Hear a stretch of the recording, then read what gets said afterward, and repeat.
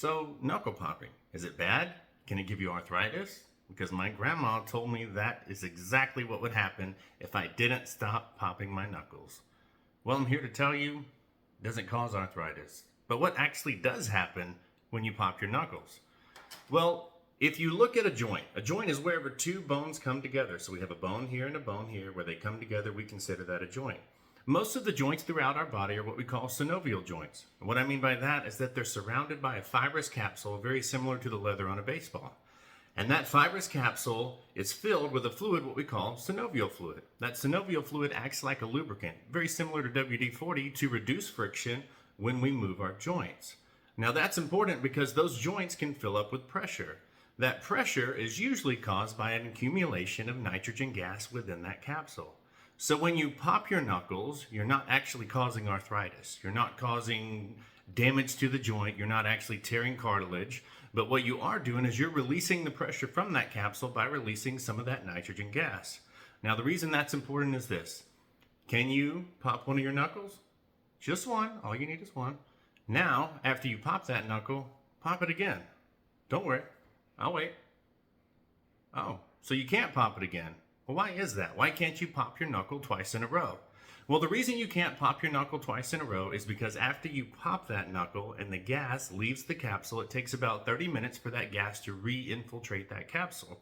So in the next half hour or so, you will be able to pop that knuckle again. So, does popping your knuckles cause arthritis? No, it doesn't. But does popping your knuckles help improve the movement in your joint by decreasing pressure so that you can move your joints through a greater range of motion? Yes. So it's not as detrimental as we once thought.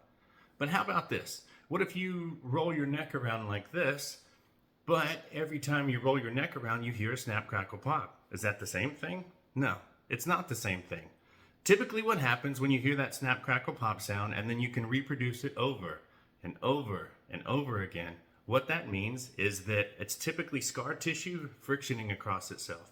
Now that's important because scar tissue isn't a bad thing. It's not something to be afraid of. It just means that there was damage there at one time and the body attempted to heal itself.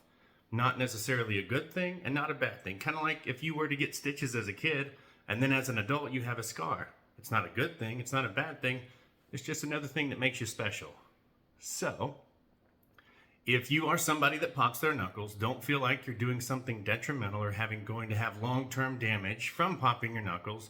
Just know that if you pop your knuckle and it feels a little better, that's okay. But if you pop your knuckle and you feel a stabbing pain or an electric shock, you probably shouldn't be doing that. So, if you have any questions, comments, or concerns, leave them in the comments section. If you like the information in this video, please hit subscribe, please like the video, and please share with your friends. Y'all have a good day.